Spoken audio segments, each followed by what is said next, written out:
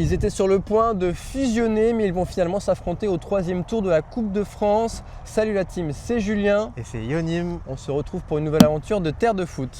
Et ouais les gars, on est ici dans les Ardennes, comme vous pouvez le voir derrière moi avec ce gros sanglier qui est l'emblème de la région, pour suivre cette rencontre entre l'OCPAM, l'Olympique Charleville, Prix Ardennes Métropole et Sedan.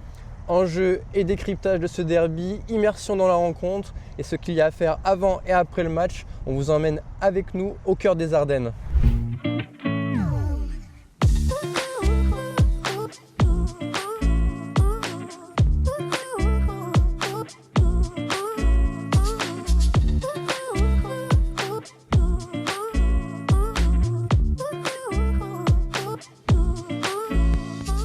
Pour ce nouvel épisode, on a donc pris les routes pour les villes de Sedan et de Charleville-Mézières à quelques kilomètres de la Belgique.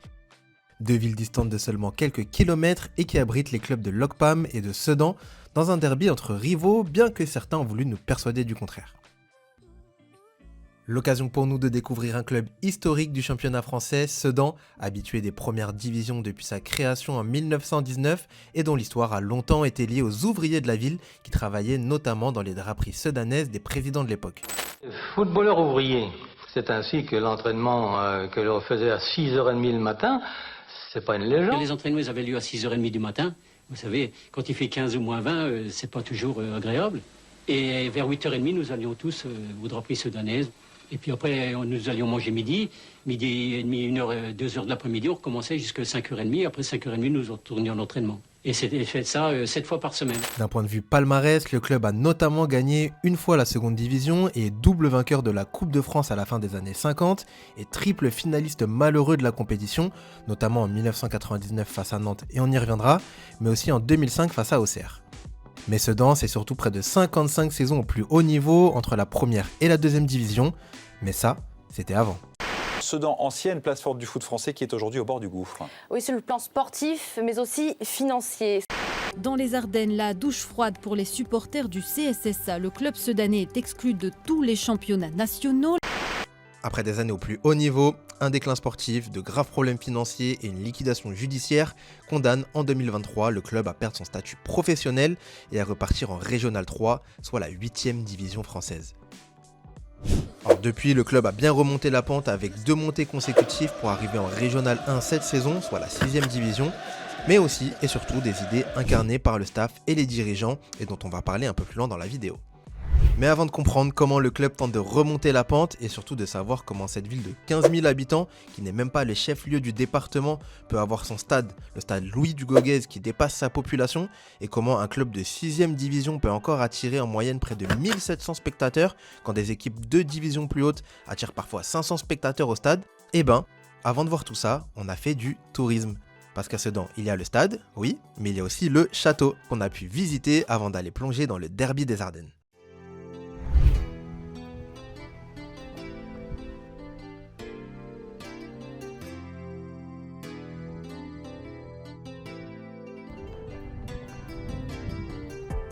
Le château de Sedan, c'est le plus grand château médiéval d'Europe. Il a été élu monument préféré des Français en 2023 et il accueille presque 150 000 visiteurs par an.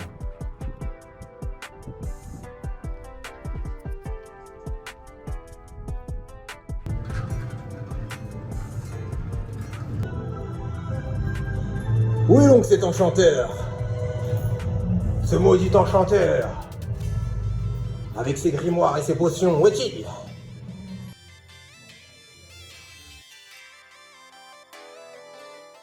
C'est un immense complexe qu'il est possible de visiter assez facilement et qui propose des visites guidées pour découvrir l'histoire du château et de la région, qui a notamment vécu au rythme des guerres, dont la bataille de Sedan avec la Prusse et Napoléon, ou même les guerres avec le voisin allemand plus récemment. Après cette visite, pas le temps de traîner, nous on file au stade Louis Dugauguez, le stade de Sedan, avec une première surprise pour nous, l'entrée du parking est aussi les vestiges de l'ancien stade du club, le stade Émile Albo, qui a accueilli son dernier match en 2000. Et on se retrouve devant l'entrée des joueurs juste avant l'entraînement pour lancer notre session d'interview. Alors parler du retour de Sedan dans le paysage français, c'est aussi parler du travail de plusieurs personnalités ici au club. Parmi eux, Teddy Pellerin, ancien préparateur de la maison qui travaille avec la sélection sénégalaise, mais aussi Olivier Perrin qui travaillait Génération Foot et à Metz, qui est un proche de Khalidou Koulibaly, nouvel actionnaire du club. On a été discuter avec lui. Olivier, bonjour. Bonjour. Est-ce que tu peux nous parler de ton rôle ici à Sedan et surtout le contexte de ton arrivée? Mon rôle, c'est directeur sportif. L'idée, c'est de faire avancer le club à tous les niveaux, techniques, dans l'organisation. Moi, je voulais juste être plus sur vraiment le football. La détection des joueurs, l'organisation technique, les contenus d'entraînement, ce qui est mon cœur de métier, puisque je suis éducateur au départ. Moi, j'ai travaillé 8 ans au Sénégal, donc, mais pas qu'au Sénégal, Côte d'Ivoire, au Cameroun, j'ai fait de la détection en Mauritanie, etc. Donc aujourd'hui, des gens qui veulent venir à Sedan, je disais au président tout à l'heure, j'en ai 2 par jour, quoi. C'est un truc de fou. J'ai jamais vu ça. Comment je suis arrivé? Simple, moi j'étais l'éducateur de Khalidou. Quand j'étais responsable de Préfond à Metz, j'étais responsable aussi du recrutement. Donc je suis allé le chercher à 12 ans à Saint-Dié. Il est rentré en préfaux. Moi je suis monté d'un cran à 16 ans nationaux, donc je ne l'ai pas entraîné pendant 2 ans. Il n'a pas été conservé à Metz. Et 1 an et demi après, je suis allé le rechercher. C'est moi qui continue à faire le recrutement et la détection. Et j'ai entendu reparler de lui, donc je suis allé le voir sur un match à Saint-Dié. Je me souviens très bien de ce match-là. Il faisait froid, je m'étais caché, j'avais mis la capuche pour pas qu'on me reconnaisse, ni lui ni personne. Il avait 17 ans et demi. C'était le boss de l'équipe, quoi. Dès que je suis monté dans la voiture, j'ai appelé le directeur sportif de Metz, j'ai dit lui, il faut qu'il revienne tout de suite, quoi. Je dis lui, je sais pas comment on a fait pour le laisser partir, c'est vraiment, il est trop fort. 10 jours après, j'étais chez les parents pour lui proposer un contrat, je vous dis même pas combien, c'était rien du tout, quoi. Justement, parlons de lui. Quel est son rôle là actuellement dans le club et comment il s'implique? On sait qu'il est encore en activité. Est-ce que tu peux nous parler un petit peu de comment toi tu le connais aussi et comment tu le perçois aussi au sein du club actuellement? Donc, il travaille avec son frère beaucoup, donc on travaille au quotidien pratiquement avec son frère. Et moi je l'embête pas trop souvent, mais de temps en temps on fait un point sur les joueurs qu'on a fait venir, sur le travail, le contenu. Et puis l'objectif pour moi, comme partout où je suis passé, moi je lui ai dit écoute, je viens là, je regarde encore 2-3 mois, et dans 2-3 mois je te ferai une proposition de fonctionnement par rapport aux sportifs. Et l'idée c'est de proposer un projet de fonctionnement qui nous amène jusqu'à 2-3 ans, 4 ans. Mais moi je le ferai surtout sur le domaine technique, dans l'organisation et là où on veut revenir, sachant qu'on n'est pas un club pro aujourd'hui. À partir de ce moment-là, quand l'actionnaire, parce que aujourd'hui c'est l'actionnaire, il est d'accord, automatiquement ou pas d'accord, ou on change un peu le projet. À partir de là, il y a des investissements à faire, parce que c'est pour ça qu'il faut écrire les projets, mais surtout se donner du temps pour dire qui on sera dans 3 ans, quoi. Donc ça j'aime bien. Au niveau technique, c'est un truc que j'ai bien compris, ce que j'ai fait en Afrique c'était ça. Et déjà, il ne faut pas faire trop vite, quoi. Il faut regarder ton milieu, il faut être modeste, il faut beaucoup écouter. Aujourd'hui, je suis plutôt là pour déjà essayer de faire réavancer sur le local, le régional, et le reste va s'imbriquer après. Et avant d'enchaîner avec une autre grande personnalité du club, petit passage au Sporting Bar. C'est le café près du stade qui abrite l'âme des supporters de Sedan. Un passage obligé pour tous les amoureux du club, dont le patron Giulio Molinaro est un ancien abonné fidèle et qui a organisé les déplacements de supporters. Le tout avant de retourner au stade d'Hugo Guez pour la suite de nos entretiens du jour. On est devant le stade du CS Sedan et on va aller rencontrer une véritable légende de l'équipe de France féminine. 2e joueuse la plus capée de la sélection, Élise Bussaglia, est passée par le MHSC, par l'Olympique Lyonnais ou encore le FC Barcelone. Elle est aujourd'hui l'entraîneur du CS Sedan et on va la rencontrer tout de suite. Venez avec nous. Élise, bonjour, merci de nous accueillir chez toi. Est-ce que déjà tu peux peut-être nous parler de ce que ça fait de te retrouver entraîneuse du CS Sedan, toi qui es née ici? C'est déjà une grande fierté, une grande joie et puis aussi une grande responsabilité parce que c'est un club avec une histoire prestigieuse, c'est un club avec des ambitions. Puis c'est un club qui a vécu aussi des hauts et des bas. Mais petit à petit, il y a une reconstruction qui se met en place.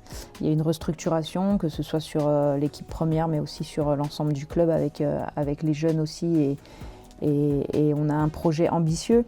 Il y a un grand chantier. Maintenant, c'est hyper intéressant. Et moi, en tant que Sedanaise, Ardennaise, c'est ma motivation, elle est peut-être encore plus grande que des gens qui viennent ou qui viendraient de l'extérieur. Mais en tout cas, j'ai à cœur de donner le meilleur de moi-même pour retrouver forcément le niveau au moins national pour l'équipe première et voire même pour les jeunes. Avoir des jeunes dans des équipes U17 NAS ou U19 NAS, c'est sûr que c'est beaucoup mieux aussi pour un club comme Sedan. Est-ce que toi, justement, avec cet affect d'être d'ici, est-ce que ça te rajoute une pression supplémentaire ou pas forcément? Non, c'est pas une pression, c'est une responsabilité. Voilà, je sais à quel point le foot ici est important pour les gens, pour la population ardennaise. C'est vraiment une locomotive aussi dans le département, donc j'ai conscience de ça. J'ai conscience aussi du contexte socio-économique dans lequel on est. J'ai conscience aussi on est dans un département où il y a un peu moins de population aussi, mais par contre, voilà, on a la chance là d'avoir un leader fort pour ce projet qui est Khalidou, qui est encore en activité. Donc voilà, il est, même s'il est en fin de carrière, là il a encore des belles choses à vivre au niveau sportif. Et le fait qu'il s'investisse avec nous, forcément c'est hyper motivant, c'est hyper gratifiant aussi d'avoir un homme comme lui qui a envie que le club se restructure et puis progresse. Donc moi ça me donne juste encore plus d'envie, encore plus de motivation. Et puis comme c'est chez moi, forcément j'ai envie que ça se passe bien. On est venu aussi vous voir parce que demain il y a un match peut-être un petit peu particulier, j'aimerais que tu nous en parles. C'est un 3e tour de Coupe de France face du coup à l'OCPAM qui est le club voisin qui est à Charleville-Mézières. Toi, je crois que tu étais, alors c'était pas encore l'OCPAM, mais tu as commencé ta carrière de coach en R1, c'est ça, chez les féminines là-bas. Est-ce que tu peux nous parler du coup un peu, est-ce qu'il y a une rivalité? Certains parlent de derby des Ardennes, est-ce que c'est vrai, est-ce que c'est faux? Qu'est-ce que tu peux nous dire sur ce match? Ouais, on sait que nous, notre bataille cette année, c'est forcément le championnat parce qu'on veut remonter en National 3. Niveau dans lequel joue l'OCPAM actuellement. Donc forcément, on a envie de les rejoindre dans ce niveau-là. C'est un derby, c'est la Coupe de France, c'est particulier parce que forcément, à la fin, il y en a un qui est éliminé et un qui continue son aventure en coupe. Et puis le fait que ce soit un club voisin, il y a toujours cette idée d'être le meilleur club dans les Ardennes. Donc forcément, le passé parle pour Sedan. Mais au jour d'aujourd'hui, le club qui est au plus haut niveau pour l'instant, c'est l'OCPAM. Donc on doit aller les chercher, on doit avoir envie d'aller les titiller. Et sur un match, c'est possible. Donc, et puis en plus, il y aura beaucoup de monde au Petit Bois. Le stade, il est, à taille humaine dans le sens où c'est un plus petit stade forcément qu'ici. Et puis il y aura beaucoup de monde. Donc ça va être, je pense qu'il va y avoir une superbe ambiance. Et je pense que pour tous les Ardennais, c'est une belle fête. Maintenant, j'espère qu'on montrera que Sedan est au-dessus, quoi. Merci beaucoup. De rien. Ah, petit carillon. On est du coup à Charleville-Mézières. Hier, on a passé la journée à Sedan. Et donc, 2e jour de ce week-end dans les Ardennes. On va cette fois-ci découvrir cette ville de Charleville qui est donc la préfecture du département. Et on arrive sur la place centrale, la place Ducale. Et on va vous faire découvrir tout ça.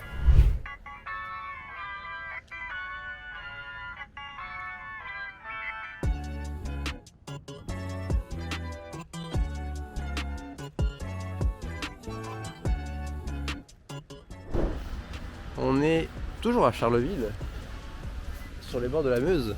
Regardez-moi ça. Bien vert, t'aimerais bien aller te baigner ou pas? Ouais, bien sûr. Tout le monde sait que j'adore nager, j'adore me baigner. En plus, l'eau, elle a l'air vraiment très chaude. C'est mignon, il y a de la verdure. On va voir où ça nous mène, ce petit chemin. Eh ben, ce petit chemin nous a mené tout droit jusqu'au musée Arthur Rimbaud, le célèbre poète qui est né, il faut le savoir, à Charleville. En fait, beaucoup de références à Rimbaud sont faites en ville, avec donc ce musée, qui est quant à lui installé dans un monument historique de la ville, un ancien moulin situé sur les bords de la Meuse, proche de là où a grandi Rimbaud.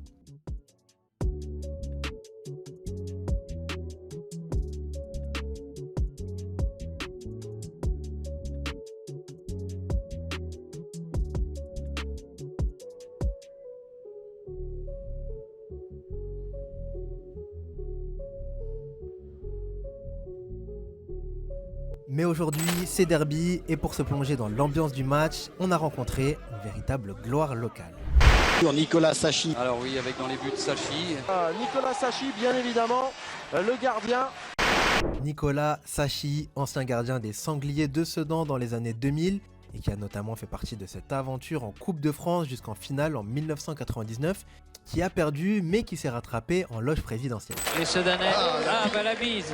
Nicolas Sacchi qui aura fait la bise au président de la République. Une personnalité attachante avec un parcours passionnant et qui tient à Charleville, le bar Le Rétro ont décidé de se rassembler les supporters de Sedan avant d'aller au stade du Petit Bois en cortège. Les cheveux ont disparu mais la passion est toujours présente. Nicolas, merci de nous recevoir ici dans ton bar. Avant de commencer, si je te dis Le Prince de Sedan, qu'est-ce que tu me dis? C'est un livre que Yannick Huro a écrit il y a une vingtaine d'années qui a raconté ma vie. En dehors du foot, c'était surtout les vestiaires, les péripéties pour réussir à faire une carrière professionnelle, ce qui est quand même assez compliqué et difficile. Donc voilà, c'est bien pour moi et puis c'est bien pour mes enfants, tout ça, parce qu'un jour, peut-être mes arrière-petits-enfants, tout ça, ils auront l'histoire de leur grand-père, arrière-grand-père. Mais moi, j'ai commencé à Dunkerque, après je suis allé à Angers et puis je suis arrivé à Sedan sans savoir où se trouvait Sedan. Je venais d'Angers, qui est quand même une ville magnifique, et Sedan, c'est quand même complètement différent. Par contre, au point de vue foot, j'ai vraiment eu la chance de tomber sur une équipe qui s'est soudée tout de suite. Et on a fait 3 montées d'affilée, la finale de la Coupe de France, et la Coupe d'Europe. Enfin, on a joué les plus grands joueurs, on a fait venir les plus grands joueurs à Sedan. Donc je souhaite à tout joueur d'avoir dans sa carrière, d'être dans un club comme Sedan, ou Marseille, ou Lens, un club où la base est ouvrière, et quand on est en Ligue 1 dans ces clubs-là, c'est quand même quelque chose d'extraordinaire. Certains connaissent le joueur, Nicolas Sacchi. Parle-nous un petit peu de l'après. Tu as fait beaucoup de choses en cherchant un petit peu de la télé notamment. Dans ton bar. Parle-nous un petit peu de l'après aussi. Ouais, après la télé c'était presque en même temps, puisque je travaillais pour Téléfoot pendant que j'étais joueur, ce qui était des fois assez compliqué, parce que c'est quand même une rubrique qui était faite pour charrier les gens, les allumer et tout ça, et des fois je les allumais, ça passait le dimanche et je jouais contre eux la semaine d'après, donc ça te met une pression supplémentaire, parce que quand tu te moques un peu des gens, faut assumer derrière. Voilà, t'as intérêt à être bon. Il y avait la radio aussi, avec Europe 2, on avait une émission, on a reçu Sophie Talman, on a reçu plein de gens connus, et au début on était 10 à l'émission, c'était le lundi soir, et à la fin il fallait pratiquement faire payer les places, parce qu'il y avait 300-400 personnes qui attendaient devant les studios pour venir voir l'émission, donc il y avait un engouement extraordinaire.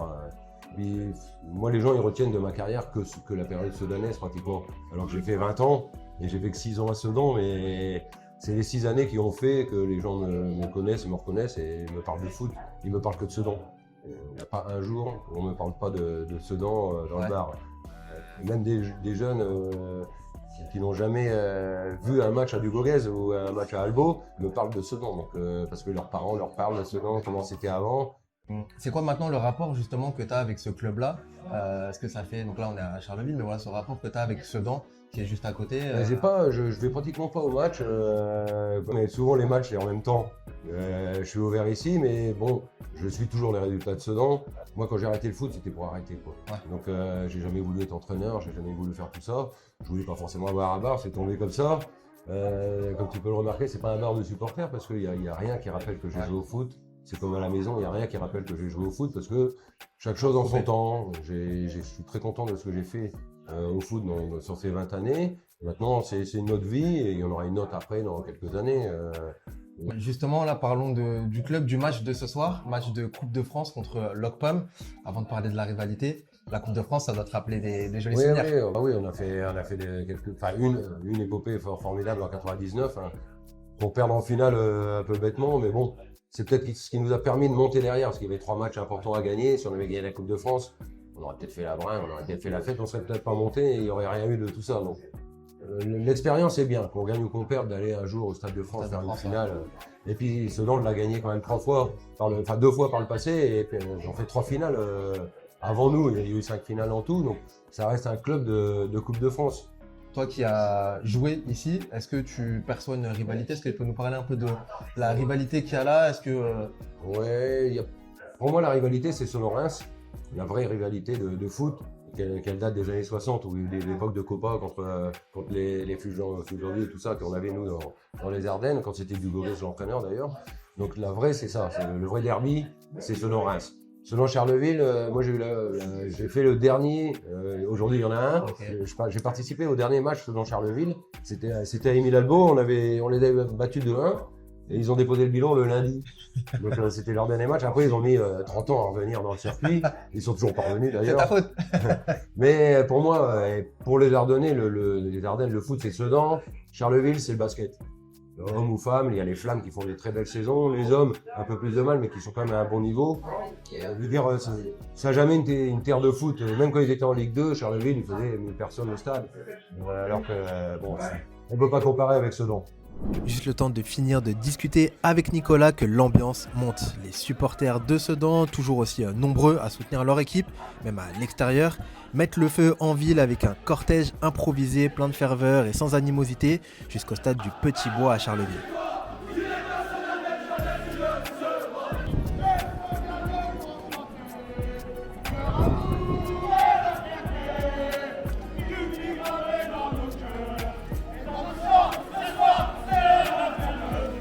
Le stade de Charleville, c'est un stade de 3000 places, une entrée art déco et un terrain comme on les aime. Et si le stade était plein, les supporters qui n'ont pas pu faire le déplacement ont tout de même pu assister à la rencontre à la télévision.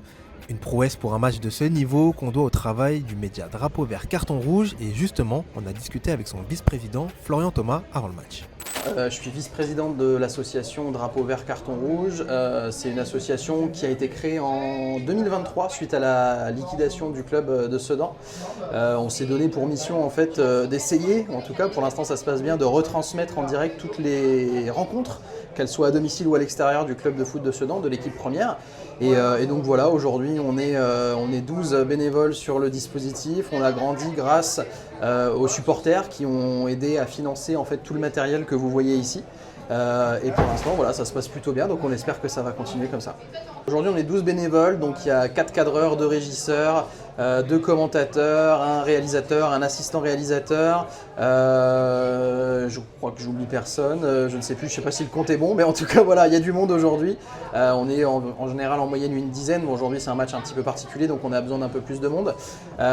Et effectivement, en fait, on a du matériel, alors je ne vais pas dire de professionnel parce que ce serait mentir, mais on a réussi à s'équiper suffisamment pour avoir une retransmission fluide avec 4 caméras, avec des retours son, des retours vidéo. On a un avant-match qui se fait en bord terrain.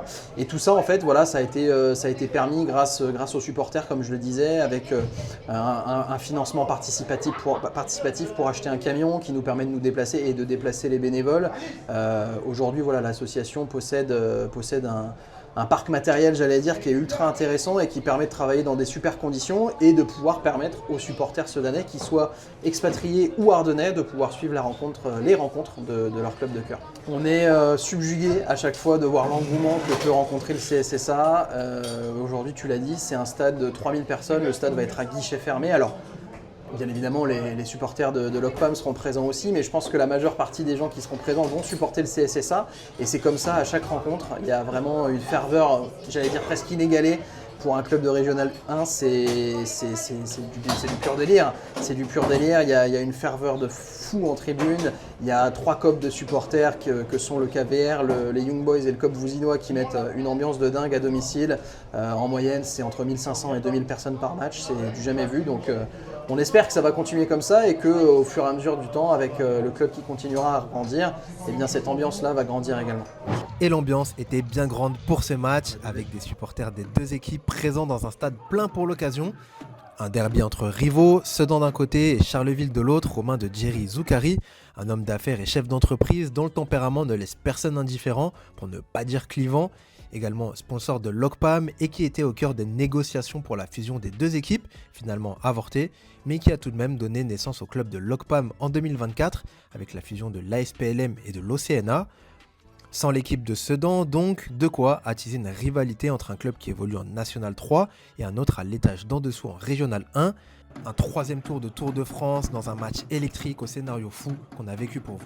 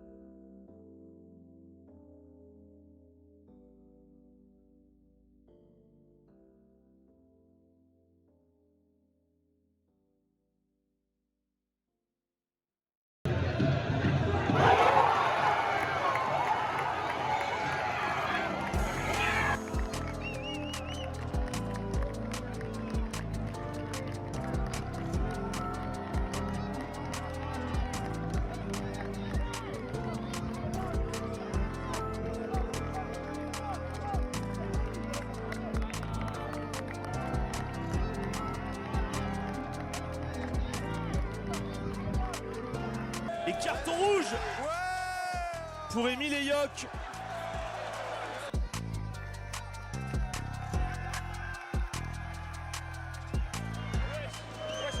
Allez messieurs, il faut arrêter là.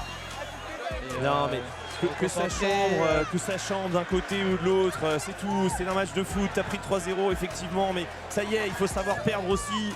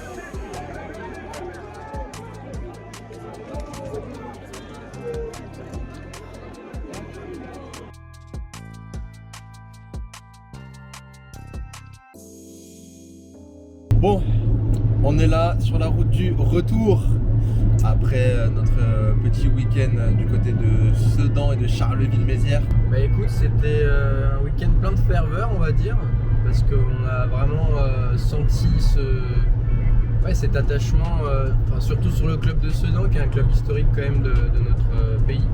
Et on a vu quand même que on nous avait dit qu'il n'y avait pas de derby avant qu'on arrive. On avait un peu échangé avec des groupes de supporters qui nous disaient non mais il n'y a pas de rivalité, tout ça. Au fur et à mesure de nos rencontres, on s'est rendu compte que il y avait quand même une sacrée rivalité au final. On peut passer un bon petit week-end foot entre les deux villes, aller voir un match peut-être à Lugogues, qui est aussi un stade assez impressionnant. Ça donne envie d'y revenir. On va forcément devoir y revenir pour faire un match là-bas. Et on espère que vous serez avec nous pour toujours plus de contenu. On va vous proposer encore plein de matchs et on vous dit à la prochaine sur la chaîne. Bye.